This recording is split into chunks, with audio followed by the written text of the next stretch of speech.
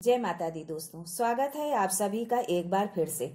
माँ भगवती की कृपा आप और आपके परिवार पर सदा सर्वदा बनी रहे। दोस्तों, अगर आप अपनी लाइफ में नया कुछ सीखना चाहते हैं तो चैनल को सब्सक्राइब जरूर करिएगा। हर माह में पूर्णिमा पड़ती है। इस समय अधिक मास चल रहा है। अधिक मास की पूर्णिमा 1 अगस्त को पड़ रही है। पूर्णिमा के दिन भगवान विष्णु, माता लक्ष्मी और चंद्रमा की पूजा का विधान है। हिंदू धर्म में पूर्णिमा का बहुत अधिक महत्व होता है। इस दिन पवित्र नदियों में स्नान करने का भी विशेष महत्व होता है। यदि आपके लिए नदी में जाना संभव नहीं है तो नहाने के पानी में गंगा जल मिलाकर भी आप स्नान कर सकते हैं। पूर्णिमा के दिन भगवान शिव को सफेद चंदन और सफेद फूल चढ़ाते हुए साबूदाने की खीर का भोग लगाएं। ऐसा करने से परिवार में सुख सौभाग्य की वर्षा होगी, रोग और संकट दूर रहेंगे।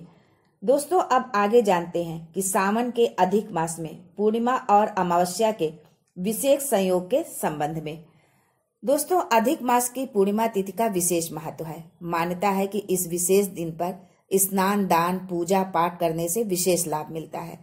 यदि आप 1 अगस्त के दिन श्रावण अधिक मास पूर्णिमा का व्रत रखते हैं तो इस दिन मंगला गौरी व्रत का भी अद्भुत संयोग बन रहा है। हिंदू धर्म में पूर्णिमा तिथि का विशेष महत्व है।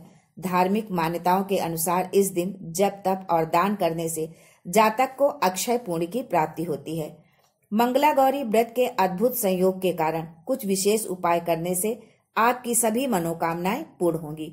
वो कौन से विशेष उपाय हैं, ये जानने से पहले आपसे रिक्वेस्ट करती हूँ कि वीडियो को लाइक करिएगा, दोस्तों को शेयर कर दीजिएगा और अगर आपने अभी तक चैनल को सब्सक्राइब नहीं किया है तो चैनल को सब्सक्राइब करके बेल आइकन जरूर दबाइएगा। के दिन चंद्रमा अपने पूर्ण आकार में होता है। ये दिन माँ लक्ष्मी को भी अत्यंत प्रिय है। चंद्रमा माँ का सूचक है और मन का कारक है। चंद्रमा कर्क राशि का स्वामी है। दोस्तों, यदि स्मरण शक्ति कमजोर हो जाती है, मानसिक तनाव, मन में घबराहट, मन में तरह तरह की शंका आना, यहाँ तक कि आत्महत्या का विचार बार बार आना, चंद्रमा जैसे जैसे कृष्ण पक्ष में छोटा व शुक्ल पक्ष में पूर्ण होता है, वैसे वैसे मनुष्य के मन पर भी चंद्र का प्रभाव पड़ता है। शास्त्रों के अनुसार हर पूर्णिमा के दिन पीपल के वृक्ष पर माँ लक्ष्मी का आगमन होता है। धन समृद्धि प्राप्ति के लिए प्रातः उठकर पीपल के वृक्ष में जल अर्पित करें और माँ लक्ष्मी को कुछ मीठा भोग अर्पित करें। यदि आपके जीवन में दाम्पत्य सुख में कोई समस्या है या पति पत्नी में आपस में प्रेम का अभाव है तो सफल दाम्पत्य जीवन के लिए प्रत्येक पूर्णिमा को पति पत्नी में से कोई भी चंद्रमा को दूध का अर्घ्य अवश्य दें। इसके लिए फूल व कांसे की थाली में चंदन से चंद्रमा बना लें और चंद्रोदय के साथ ही थाली पर बने चंद्रमा का पूजन करें और चंद्रमा को देखते हुए दूध का अर्घ्य दें। दोनों पति पत्नी एक साथ भी ये कर सकते हैं। ऐसा करने से दाम्पत्य जीवन में मधुरता आती है। दोस्तों, यदि आप धन संबंधी समस्याओं से जूझ रहे हैं, आर्थिक तंगी में अपना विकराल रूप ले लिया है तो उसके लिए ये उपाय अवश्य करें। पूर्णिमा के दिन चंद्रोदय के समय चंद्रमा को कच्चे दूध में चीनी और चावल मिलाकर ओम श्राम श्रीम श्रोम सह चंद्रमाशे नमः अथवा ओम येम क्लीम सोमाय नमः मंत्र का जाप करते हुए अर्घ्य दें। ऐसा करने से आपकी आर्थिक समस्या धीरे धीरे समाप्त हो जाएगी। लक्ष्मी के आवक के रास्ते बनने लगेंगे।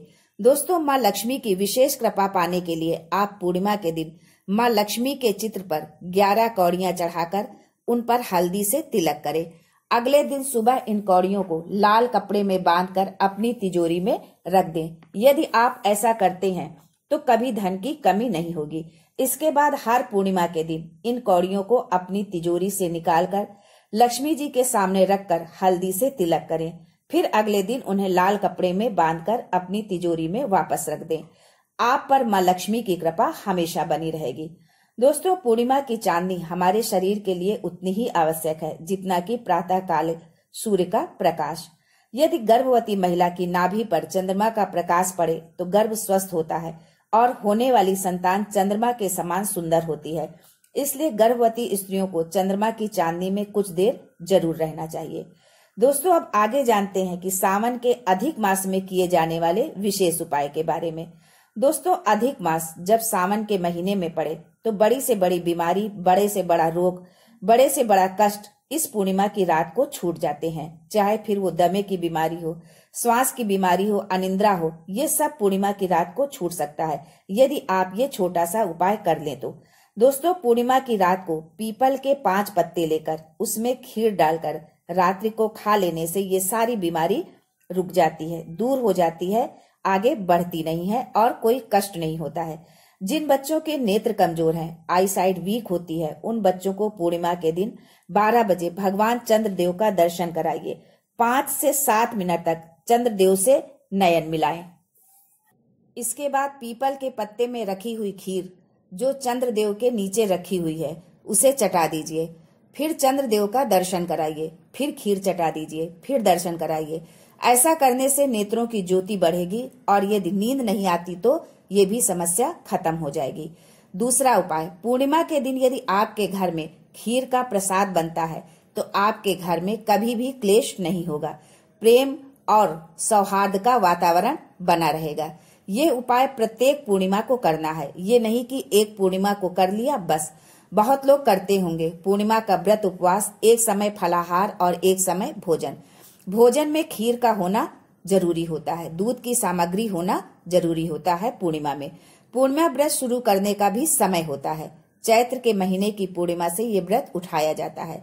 ये साल की पहली पूर्णिमा होती है, इसीलिए इसे सिद्ध पूर्णिमा कहते हैं, मनोरथ पूर्णिमा कहते हैं। अब जानते हैं पूर्णिमा का व्रत क्यों किया जाता है।